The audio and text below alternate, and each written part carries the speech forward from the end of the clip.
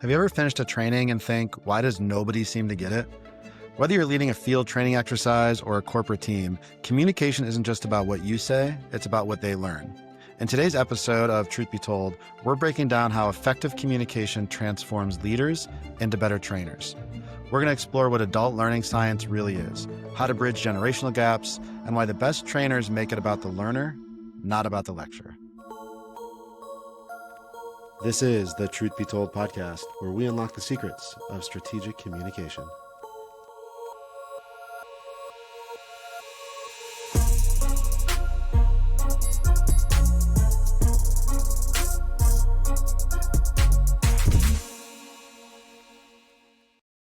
Our guest today is Dr. Carrie Graham, a learning solutions architect who's on a mission to make sure that she builds training and learning experiences that actually work. From her early days in collegiate athletics' high-pressure sidelines, she's become a strategist who helps business leaders and learning pros design programs that truly stick.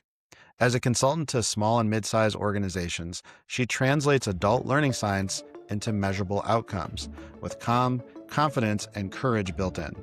Her goal is to make sure that trainings where learners are engaged, knowledge is retained, and skills are applied every single time, reminding us that training isn't about you. I look forward to this discussion, so let's dive right in with Dr. Carrie Graham. Welcome to this episode of the Truth Be Told podcast. I am Dave Thompson. I am honored to be joined by Dr. Carrie Graham today. How are you doing? I'm well, Dave. I'm well. Thank you for having me. I'm really excited for our conversation today.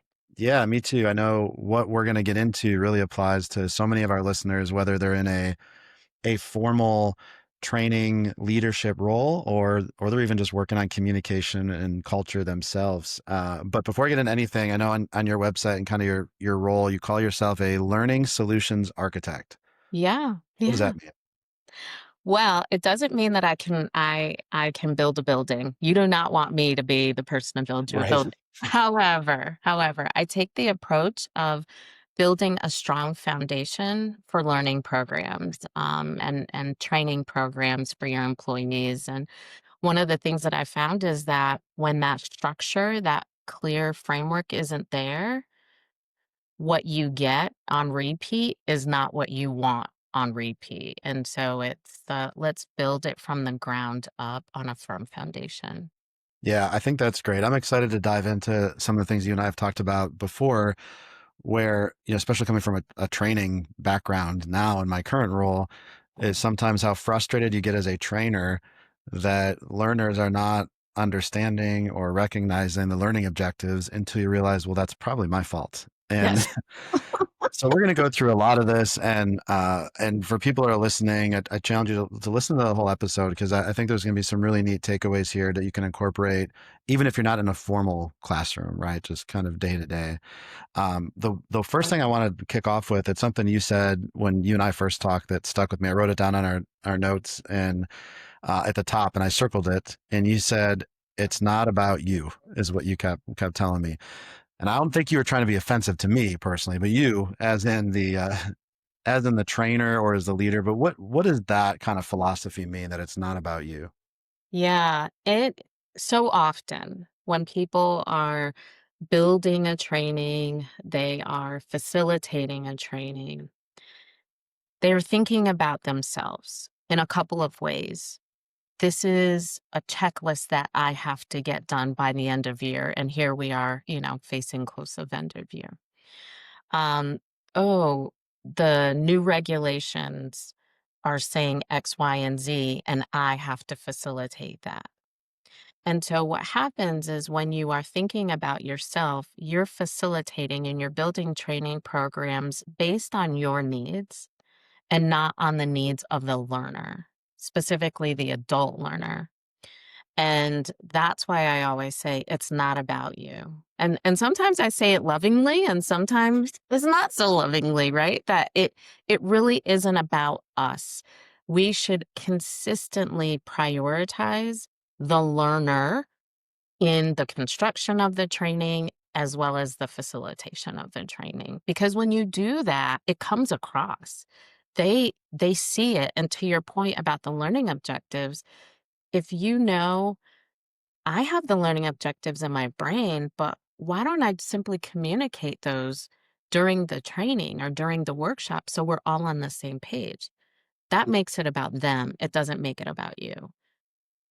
Yeah, I think that point, to me, is kind of the underlying foundation of everything that we're gonna go through, and reviewing a lot of the services. I know you do everything from coaching and going in and working with organizations to develop their training programs, but it seems to me like that's a fundamental start, is making Yes. sure like who is this geared towards. And it reminded me of, we our kind of core training program is around investigative interviewing, Mhm, and mhm, mhm. too often an interviewer makes the goal of the conversation about them. Did I ask the right questions, and did I do it in the right structure or the right script, Yeah. versus what's the other person feeling in that experience? Yeah. Yeah, and I would venture to say that great interviewing is around what is the person saying and what are they not saying. And if you're paying attention to them, you're listening for what they're saying as well as what they're not saying, as opposed to, I have this question, and here's my next question I'm going to get to. But it really requires all of the work that we both do and in both of our industries, that we really prioritize the other person and not only what they have to take from us, but what are they bringing immediately? Like, what are they bringing to the table? Are you interviewing someone who is bringing to the table fear, anxiety, heightened emotions, resistance, defensiveness?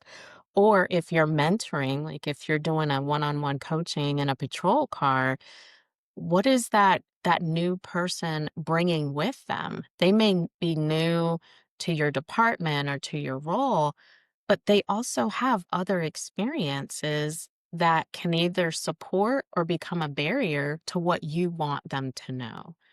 And so it really is the core value of the work I do is at the core of it, it's, are we paying attention to the learner or to the person we're communicating with? Yeah, I want to explore that a lot more, because I think that's another thing that stuck with me when we talked last time was, how do you take into account the different, not just different people, but their backgrounds and their diverse experiences. I think will be really important. To back that up for a second, you referenced adult learning. Yes. And let's talk about how does that, because I think part of what you just talked about is going to apply differently as well when you're dealing with adults with lived experiences. It's a little bit Yes. different. So what do we mean when we talk about the science of adult learning? Yeah. So the executive system of the brain is responsible for our higher level thinking, problem solving ability, critical thinking. And so that's why you have 26-year-olds and 23-year-olds still making dumb decisions, right? Like, oh, you should be 18. No, no, no. But it's because that part of our brain is fully developed in our mid 20s to late 20s. So we have that in our favor. The other part of it is we then are bringing the wealth of experiences that we have, good, bad, as well as indifferent.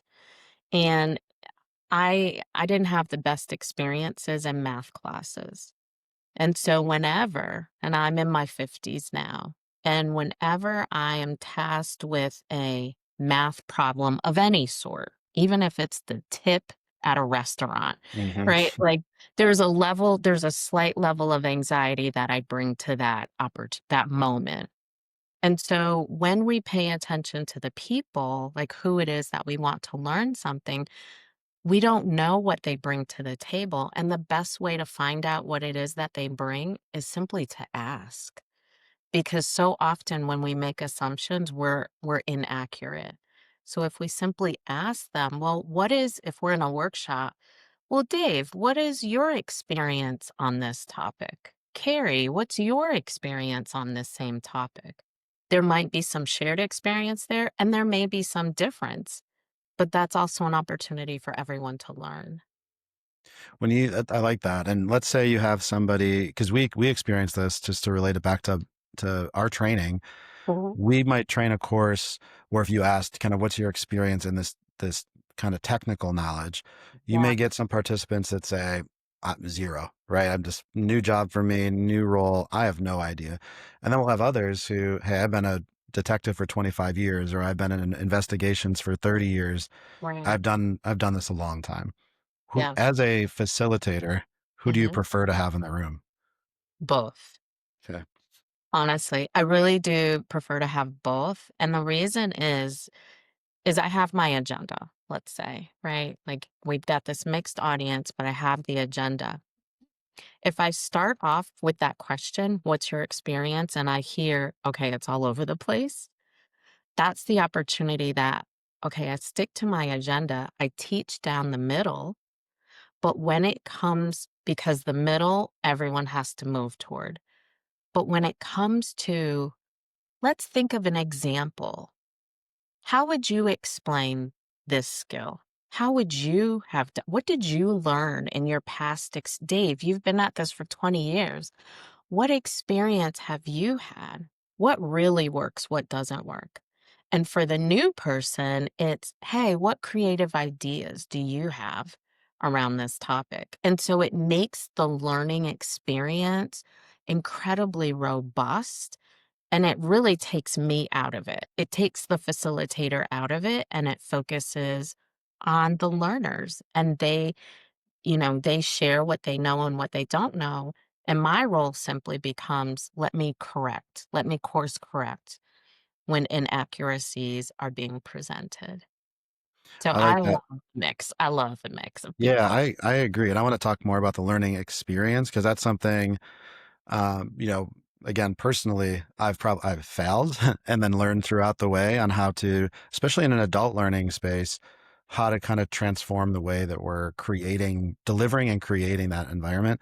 But before I Yeah. do that, I got to ask you. So I just asked, who would you rather have in the class, right? Is that Yep. kind of the rookie, we'll say, or the Yeah. vet when it Yeah. comes to technical? Let's say you had to hire, or you walk into an organization and they're trying to figure out who should be our training coordinator or Yeah. our whatever.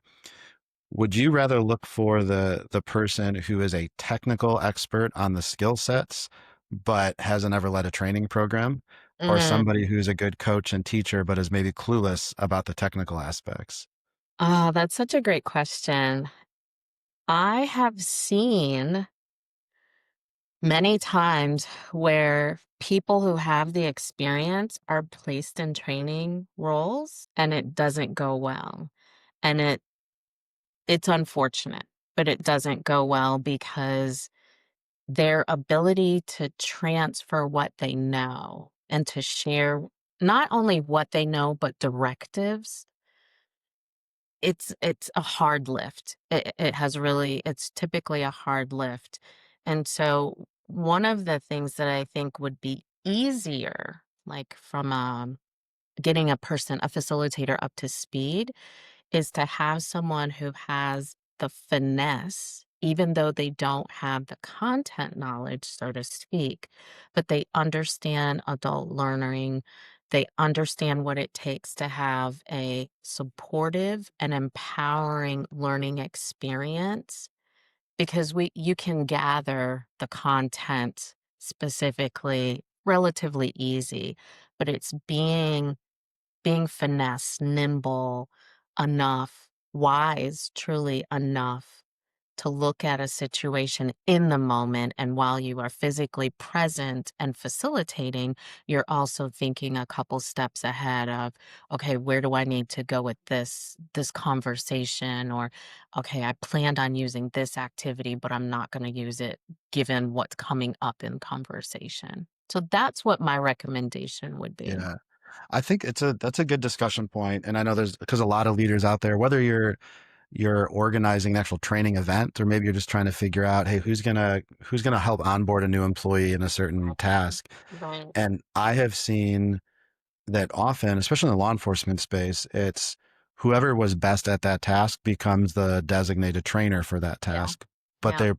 they may be a terrible trainer. Yes. um, and I think there's a blend there. Obviously, you can train somebody to train, but that's something that I know we've learned as an organization along the way is you're not just in front of the room because of your practical or technical experience. It's Mhm. more how do you facilitate that in front of a group, which which is a difficult thing to do, especially when you're talking about adult learning and that learning Yeah. experience. Yeah, I wanna drive that point home because it's so important, particularly around retention within the field. So I was on a project, I was brought in to consult on a project, and I sat for part of it, I sat in the back of a training, a new hire training workshop. There was some significant technical skills, like a software system that needed to happen. It was in social work as well as, interpersonal actions. And the person who was facilitating the training had been there for 25, 30 years. And they were sharing information like, "Oh, you get to hear by clicking this button." A host of people are like, "I don't know. I don't even see that button." And the response was, "Oh, well, there's a workaround. Do it this way." Okay, so one person has just provided a new hire two different ways of doing the same task. And it's high volume, high turnover. Like you're starting them off confused. Sure. And so when the organization looks at, well, why do we have such high turnover after like within 60 days? Well, that's a contributing factor. Well, what's really interesting about that is so you're coming in as the third party, right? And maybe I'm assuming kind of ignorant to the technical piece of their job, Yes. right? You're looking at Yes. Yep. the architecture of the training. Yep. Um, what advice would you give for people that have training programs or onboarding programs on evaluating those? And I'm skipping ahead a little bit, but based Yeah. off what you just said, Yeah. I can imagine being in a leadership role at that organization. All I'm wondering is why is my team confused? Why are they doing things two different ways and not realizing the source of it came from maybe week one? Yeah, one of the ways to combat that is you need to have external eyes. You really have to, shamelessly, I want to say, reach out to me. But the Right. reality is if I'm not your person, that's fine. But you really have to have an external person if you're within the organization, it could actually be someone from a different division, right? So a related division, that's fine too. But you want to have someone come in and have a general understanding, but they don't understand the weeds so that they can step in and say, I have no knowledge whatsoever. How do I follow this from point A to point Z? You have to have that, and you have to have it regularly. So whether it's annually or if you're doing mass hires, you need to do it if they're planned, you need to do it before that mass hire so that you're not creating your own barriers. But having an external person come in to do an audit is really one of the best things that you can Yeah, do. that's a really good point because again, I'm reflecting back just on personal misses. Is sometimes, that new person being trained is more than likely not going to be fully confident to come forward and say, "Hey, wait a second, this training sucked," Correct. or "This training was confusing," or "This leader's terrible," or whatever. Right. Um, and on the flip side, and I like that you said maybe they have limited of the technical knowledge because even if we have somebody within the same division or operation, they're probably piecing together, well, yeah, there's two different ways to do it, but I understand that. I know the nuances, and they don't realize how confusing that is for a new person. Right, right. And you have to think about, one of the best words that I learned when I was a doctoral student is the word tacit. Tacit knowledge. I come from healthcare, so I was like, I don't know what this is. But when you think about the word tacit knowledge, it's the thing that you know how to do, but it's so intuitive, you don't ever think about it. And it takes you time to figure out how to explain it.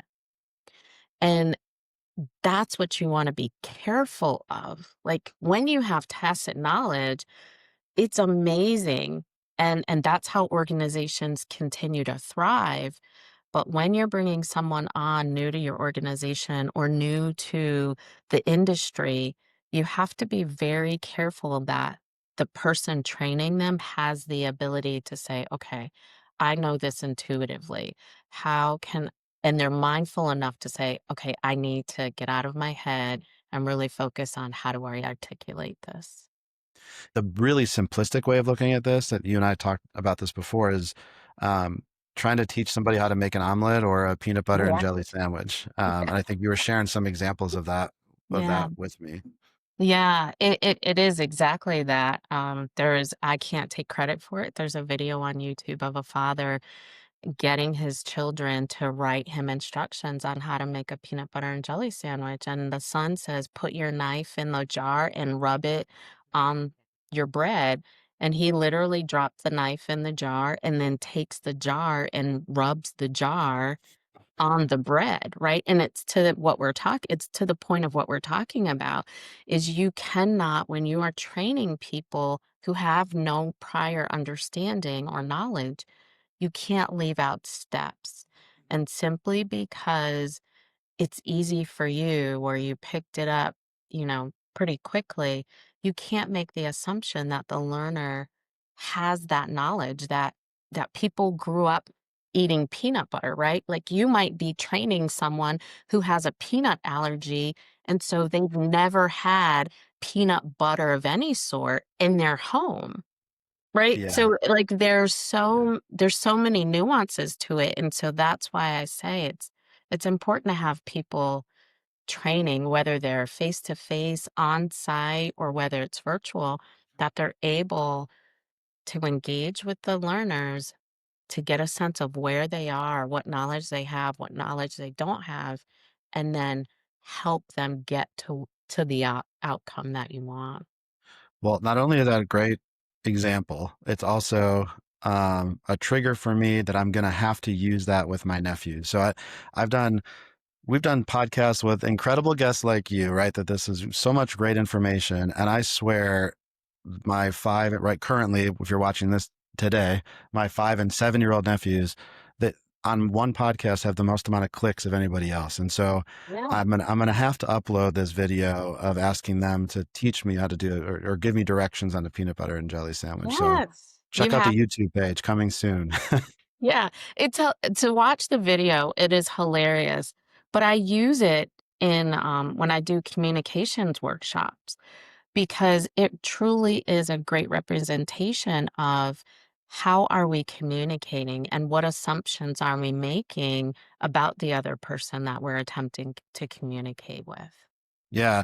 And from an investigative standpoint, this takes me back to actually one of our first episodes we did was with Gil Zamora, and he's a forensic sketch artist. And so part of his job, right, is asking somebody to describe a person's face or what somebody looked like. And he has to interpret that and create an output of a sketch, which is, to me, the whole thing is fast. I can't draw a stick figure, let alone a sketch. Same. But it's that same thing, right? As interviewers, often somebody's giving us the description of an event, a fight that they witnessed, discrimination that they observed, a violent incident or whatever it might be, and we're taking our own biases and Yep. applying it to that Yeah. perspective. But the person describing it needs to realize we also weren't there, and Right. so we don't have that intuition to fill in the R gaps. right, right, and so if we use that as an example, like, it's a learning both ways. So it's the witness, we'll Right. say. Yep. If the witness has to be reflective and understand, like, I have to basically coach this person on what I want them to know.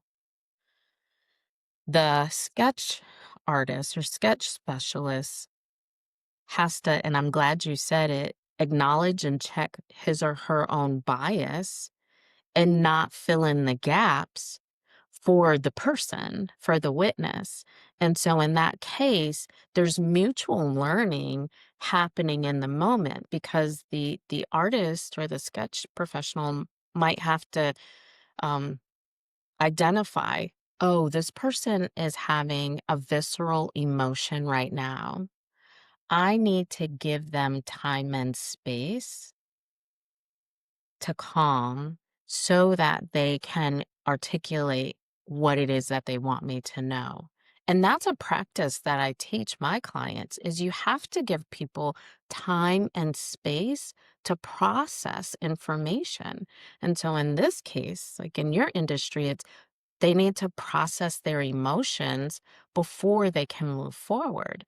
And Right. when you don't do that, when you push people and not provide them time and space, there's going to be a gap at the end of whatever it is that you're doing, whether it's a training or a witness testimony or a sketch in this case.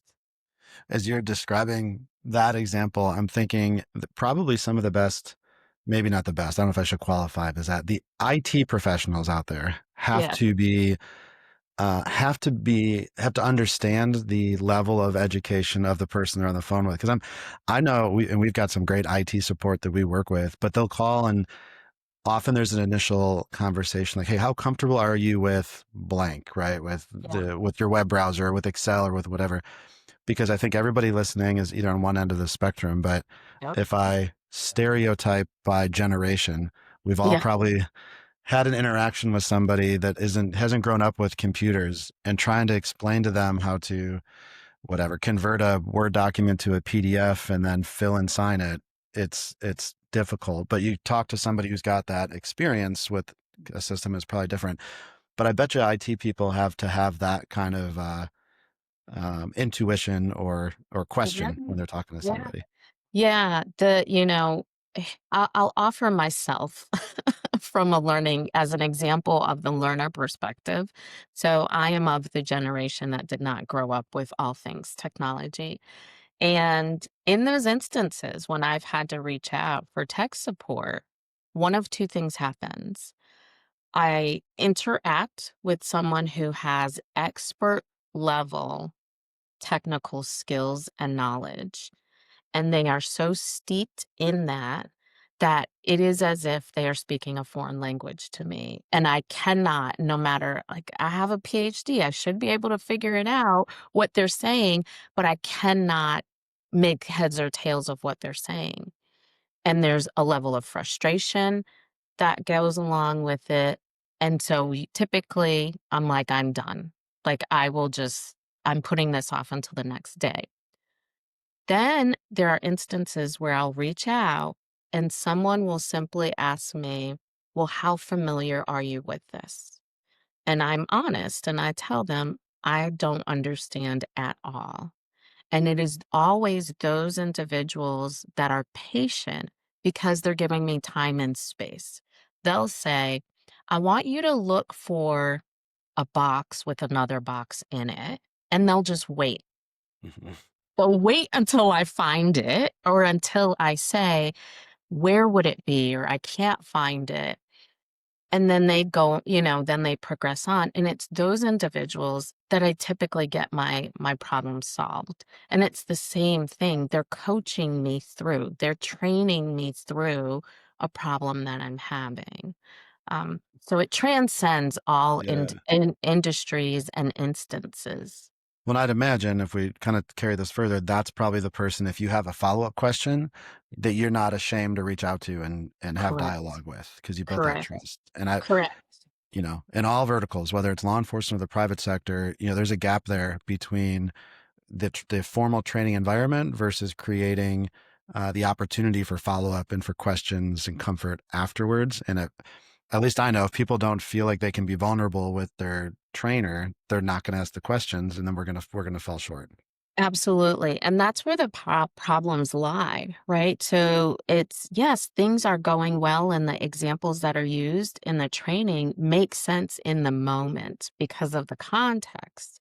But once someone is removed and once they are out on the street, doing their job, or they're in a conference meeting and they're doing their job there, that's when the reality, sets in of the intricacies and the nuances of that job, that very specific job, and the person may be able to make their way through that moment, but to your point, Dave, they're gonna ask like, "Man, I think I got this wrong," or, "I bought myself some time, who can I call and ask, 'Hey, am I on the right track?'"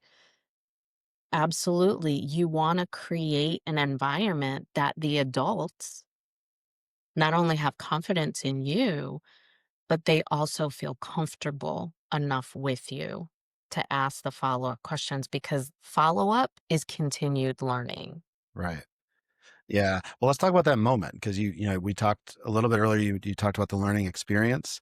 I know Mhm. you talk a little bit on the website about how people want, transformation Yeah. versus just Yeah. information. But so what is an ideal learning experience? I know you could probably spend hours on this topic, but when you say learning experience or information versus transformation, put that into context for us.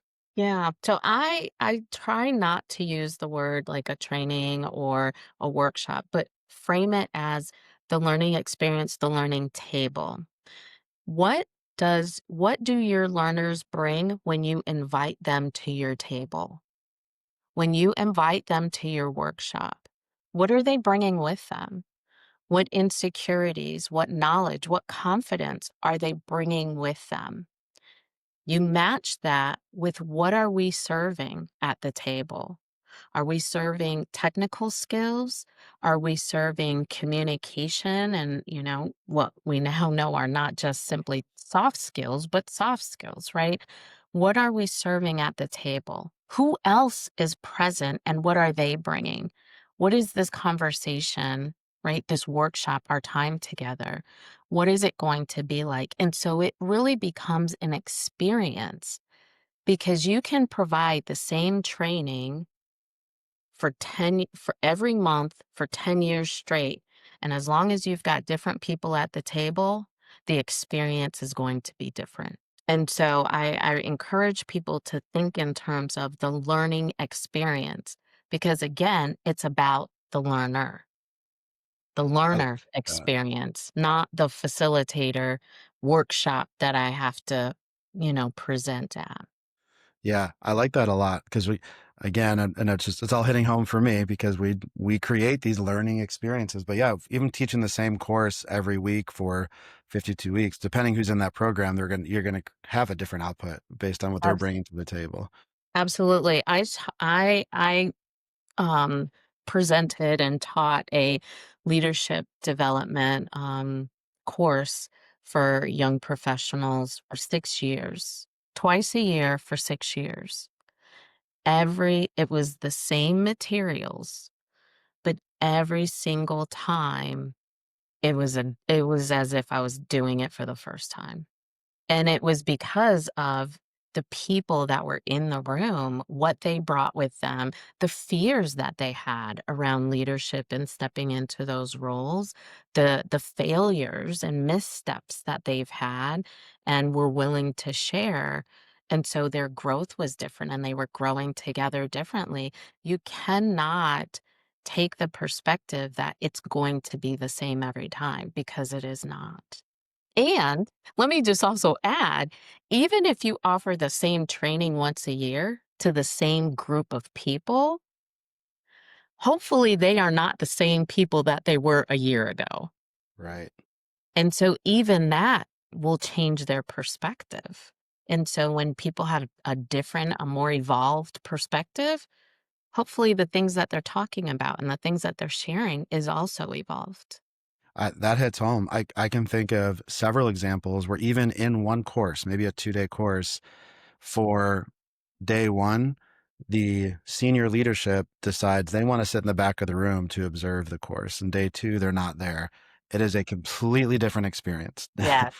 It's Yes. same people, same instructors, same everything, but just the presence, the culture's different, right? And the comfort's different. Absolutely. Absolutely. And to pull our conversation back, right, to like the Eagles view, if people are wondering, how do we, like around leadership and trust and communication and our organizational core values, why is it not sticking? I would encourage people to think about who's in the room. And you offered a great example that the leadership will be in the room for the first time in the back and then they leave. The message that that sends is that, oh, only you people need to be trained.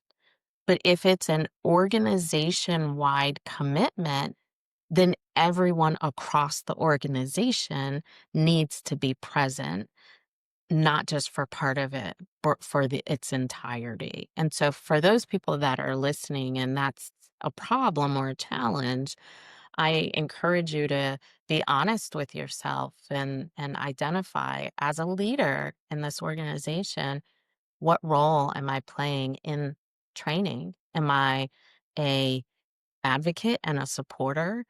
Am I a representative or am I truly a participant? And we to that, we've had, I can think of quite a few off the top of my head of really great clients and partners that are leaders of their respective team.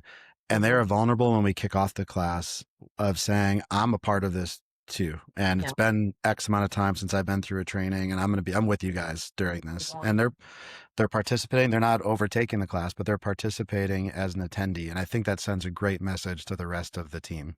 It does, and it shows, right? Like, if you have a learning pipeline where you're building leaders within your organization, what an incredible way to illustrate, like, "Oh, okay, like, learning doesn't just stop. Here's the executive of our organization and they have to go like they self-identify, I got to go back to basics or I need a uplift or a reminder in my skill set. Like that's how you build your internal pipeline. So also related to the learning experience and the table, Yep. um, something that, we've seen evolve over the last 10 years or so is really getting training away from this lecture format, and into this more interactive format where people are not only are hearing or seeing some of the objectives, but they're doing and they're getting feedback on it. Is there a correct formula for what that should look like in a workshop of a balance between interaction versus lecture? Yes, I would say that the right approach is truly dependent on what is the outcome that you're trying to achieve and what is your organization. It yes, there is a shift and there's research that identifies that the model of the one in the front, with everyone else in the back of the room, it's not an effective model. However, sometimes that is the model that you have to use, right? Like if you've got one I don't know how to put together a gun. I don't know. I don't even like guns, right? But like you're using a demo, Right. that's the only way that you can well, not only, but that's like a critical way to demonstrate that. But when it comes to, we're going to have a conversation about this topic. You can't have a conversation when people aren't looking at one another. So, okay, well, let's sit in a small circle or let's have breakouts, right? Where people have an opportunity to draw closer to one another and we can have an intimate conversation. So I don't want to say there is a right way and a wrong way, but you really need to think about what is the goal that I'm trying to achieve here. I've done workshops where I use the lecture model for like the first 5 or 10 minutes. And then for the rest of the hour, we're doing and engaging in other ways. Well, and by saying what is the goal, and as we kick this off with, it's not about you, and I'm thinking about me as a learner, two things I need to learn a lot more about is how to golf Yeah. and how to play the guitar. And I think about both of these. So this guitar thing was one of these stupid COVID impulse buys I had that I'm going to learn how to do it. And the way I learned, in air quotes, if you're not watching the video of this, was by through online lessons. There was one Yeah. directional, no Yep. feedback. That Yep. doesn't work for me. I need somebody to yell at me, to tell me that I'm doing it wrong, to listen to me try to do it. Because I tried Right. to fast forward right through all the lessons. And then, Yep. I think about golfing. If I were just to watch one person golf and tell me how to do it, and they're teaching 30 of us at the same time, I probably need one-on-one. I need to swing it a few times so they can give me specific feedback. But to me, that brings back when you said, like, what is this person bringing to the table? What's their experience and how do they need to learn? I mean, I think everybody's been in a situation like that. Yeah, absolutely. And I have to mention there was Oh, about 8 to 10 years ago, there was this idea of, oh, adults, not adults, but people learn in 3 different ways, it's written, oral, and kinesthetic, and it was floating around forever. There is literature and research around that concept, but it has been so watered down, right? That's not even what we're talking about, what people are really talking about now. And so I encourage everyone to put that concept on a shelf. Like, let's just put it on a shelf and leave it over there. Let the dust collect, honestly, like just let the dust collect. Because if you are focusing on who is this person as a learner, what are they bringing to the table? What are they saying? What are they not saying? Right? Are they saying, I'm fine, but they're in tears or they're bright red from rage? Right? What are they bringing to the table? When you focus on that, how you present the information will become clear, and it has nothing to do with that narrative that was floating around. Right. Mhm. As we're talking about what people are bringing to the table, kind of two areas I want to explore. And one is diversity, equity, and inclusion, which Yeah. some people are fearing away from using those terms now. I think it's important we lean into it and we talk about this, and that's part of the training experience and part of being a leader. How Mhm.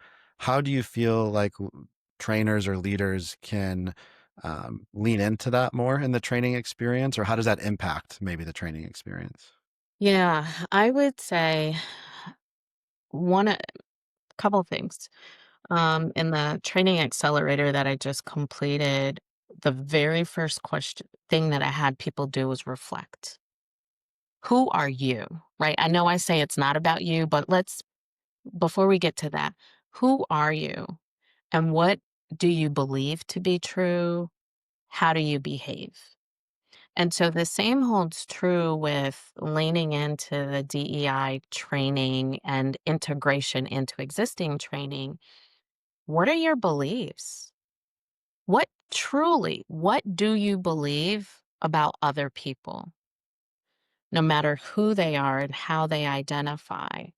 And when you are clear about that, and if you are empowered enough to say, okay, that may be off base, right? Like it is what it is, right? It may be off base, but I acknowledge it so that it's in the forefront of your mind. So then you kind of bracket it. You don't put it on the shelf collecting dust, but you just move it over to the side and say, okay, as I build out this training, who are going to be my participants and who are the learners? Who are they as learners? What might come up for them? What what past experience might they bring to the table? And you find a way with reflection, you find a way to start problem solving and say, okay, how can I present a topic, interrogation or interviewing? How can I teach that skill, recognizing my own bias, but also helping them to recognize their own bias and then move forward in training? And so it requires, 2 years ago or 2020 through 2 years ago, when doing DEI work first became the buzz, the thing to do for organizations. It actually for the and I will make this bold statement, that for the majority of organizations, it was performative. Let's make a public statement. Let's hire someone so we can check off the box that we did this thing. And then it was done. Though deep work is how you make progress. And so providing time and space for your current employees and stakeholders to do that deep work. And then as you train, as you make new hires, you seamlessly integrate the reflection, the bias acknowledgement, the resolution of my past with what I have to do now, the role that I'm in now.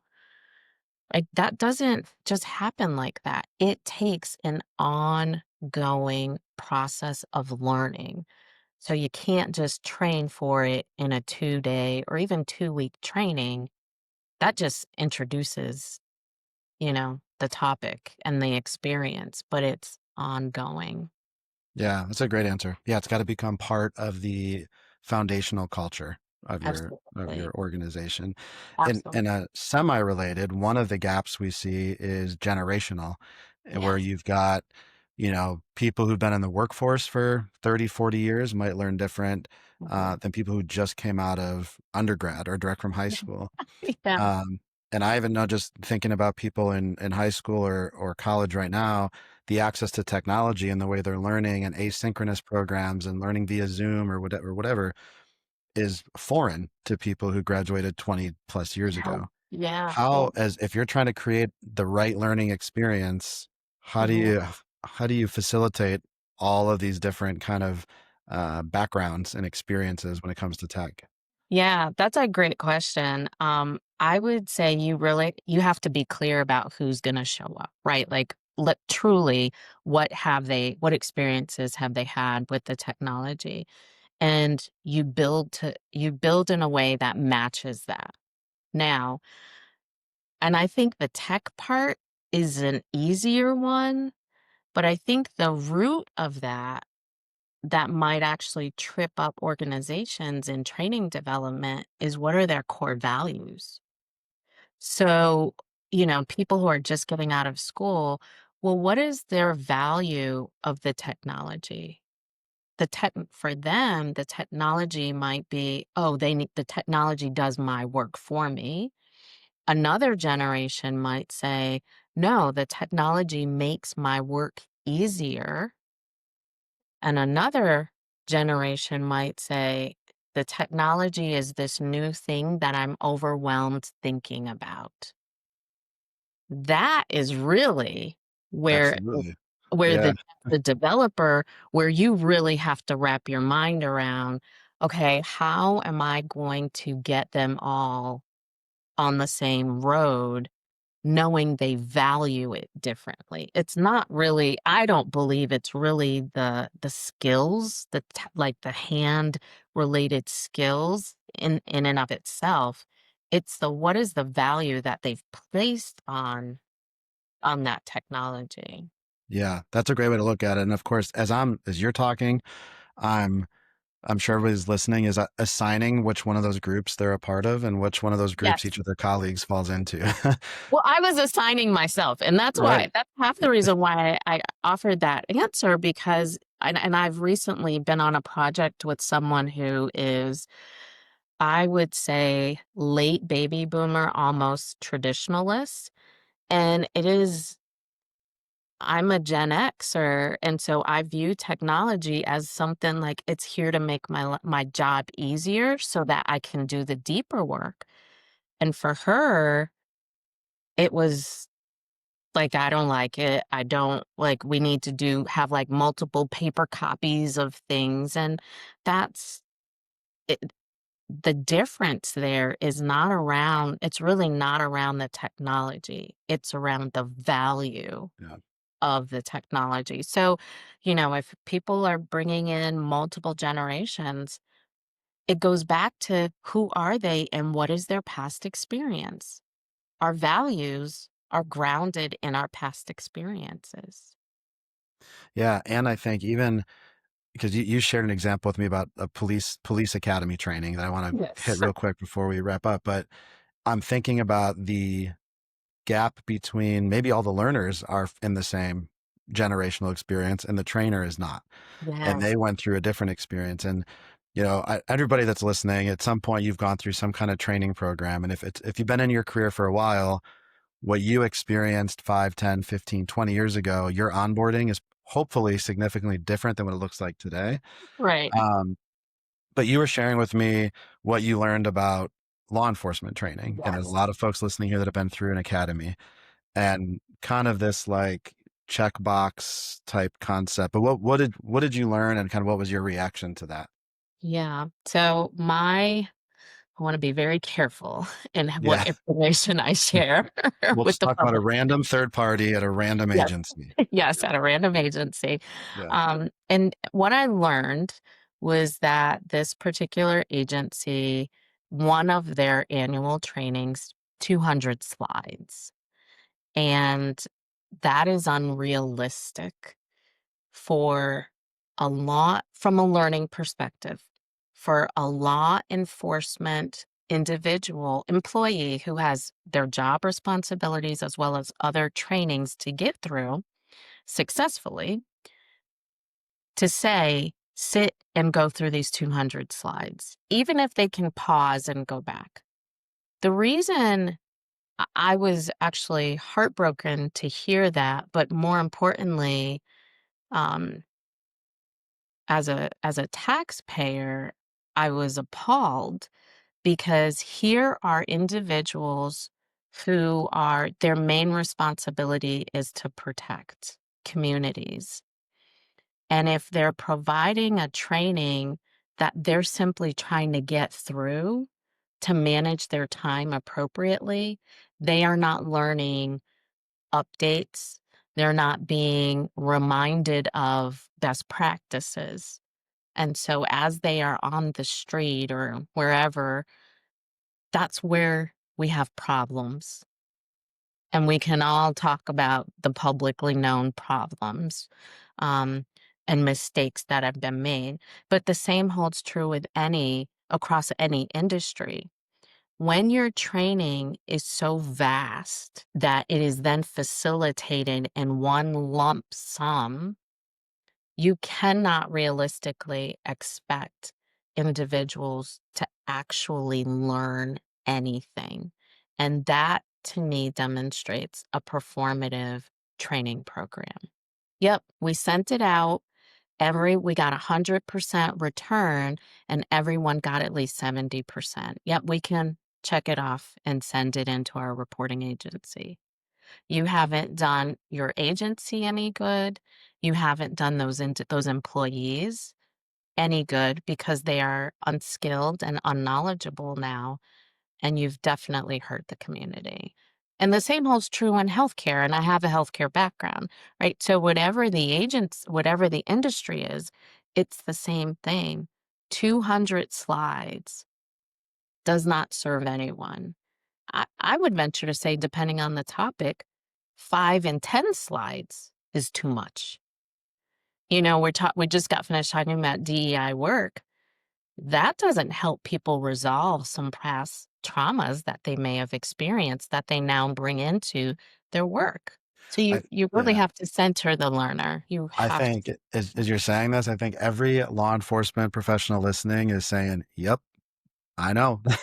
Because it's this constant, here's another mandate for training. Here, Yeah, every officer better get 8 hours of this every yeah, 2 years or 4 hours of this. And yeah, and so the academy directors and training sergeants are trying to figure out how do we fit that in, and it turns into what we kind of kick this off with.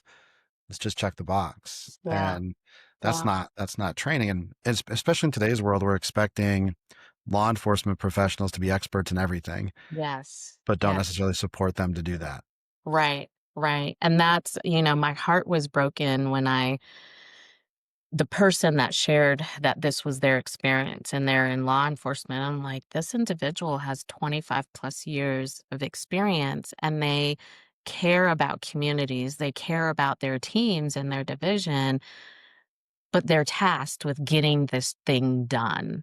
And so it's dangerous. I think it's very dangerous. And there are, in fact, ways to piece it apart, spread it out over the year so it's digestible for the law enforcement officer or the team, but it also gets the check, right? Like, yes, you can say you've trained your entire workforce on this particular Right. skill or law in a way that matters. So after we do more than check the box and we experience the learning, how do you keep training alive after the training? You you mentioned it, you have to build trust. That's one thing you have to do, right? So let's make this an organization-wide experience, top from the oldest, most senior person to the newbie that just graduated and signed. It has to be consistent, right? Continuous learning happens with everyone involved. So creating a culture that we learn as a collective. We may learn different things, but we are always learning. We are always sharing information. And then the most important thing that we do is we not make it about you. Yeah. We just when you recognize when you stop making it about yourself or about, yeah, yourself as the facilitator, you will start to find ways to be creative, ways to engage people long term.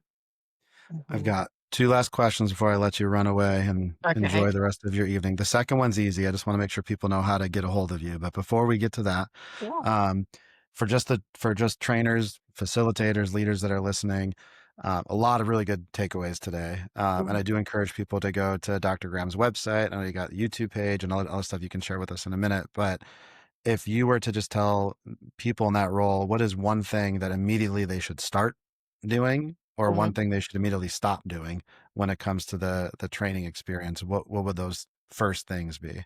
Yeah. The first thing, and I can't say it enough, is to stop making it about you, honestly.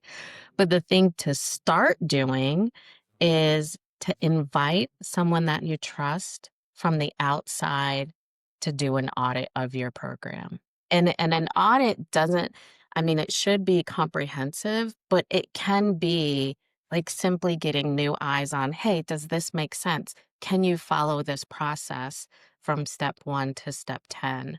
Whatever the case may be, and allow that individual an opportunity to share what the gaps are. So I would say that's what you should start doing, and you can do that immediately. Yeah, that's great feedback. I've experienced that, and it's amazing when you're doing things the way you've always been done. It all seems good until somebody from the outside comes in and says, "This doesn't quite make sense. There's a better way to do it." So that's great feedback. I know that you are active on LinkedIn. You've got a great website. I know you offer a lot of coaching services. You appear on a ton of podcasts, and but I want to make sure the opportunity to share with us how to find more about you, and for our listeners. We'll also tag in the show notes all of Dr. Graham's website and links that you reference, so it's easy for you to find. But what is the best way to connect with you going forward? Yeah, I would say everything about me is on my website. So drcarriegraham.com.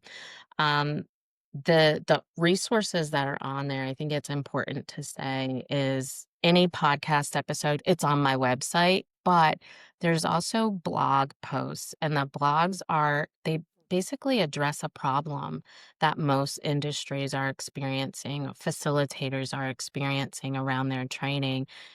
That's there. It's free. It's, look, peruse, and you can get in touch with me on LinkedIn with Dr. Carrie Graham as well. But the starting place is definitely on my website.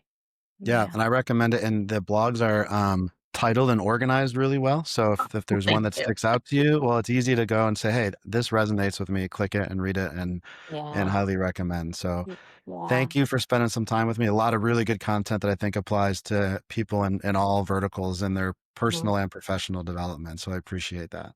Yeah. Thank you so much, Dave. I really appreciate the opportunity to share my experience, share my insight, and it's my mom used to always say, "Well, truth be told, Carrie, da da da da da." Oh And man, so mom owns the copyright. Oh no. yeah.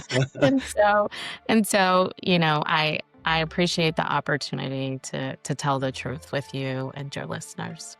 Absolutely. Thank you. And thank you all for listening. Make sure to subscribe so you don't miss any future podcasts, and give us a rating and share it so more people can hear from Dr. Graham today. So thank you all for listening to this episode of Truth Be Told.